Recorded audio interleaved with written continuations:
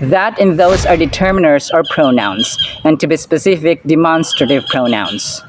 That is used for singular subject, while those is used for plural or two or more subjects.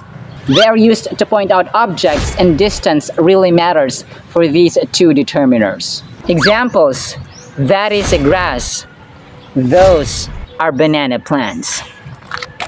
That is a book. Those are books. Can you spot the difference anyway? At ito ang konting kalamang dapat na alam mo, si Marie Curie, mga sunders, ang pinakaunang babae na nakatanggap ng Nobel Prize Award. Siya lang din ang katangi-tanging babae na nakatanggap ng 2 beses na award, mga sunders, ng Nobel Prize. Una sa physics at saka sa chemistry noong taong 1903 at 1911.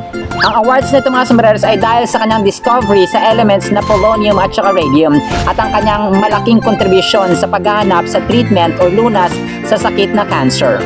At yun, ang konting kalamang dapat na alam mo. Muli po ito po sa Sombrero ng Dennis, nagsasabing ang buhay ay mas lalo nagiging masaya, mas lalo nagiging puno ng faith, hope, and love pag si Lord Jesus Christ na ating Panginoon, tagapagligtas at pag-asa. Muli po, maraming salamat po sa sumasama sa journey ng learning, ng wisdom, ng knowledge. See you sa next segment, and paalam po. Bye-bye, Sombreros.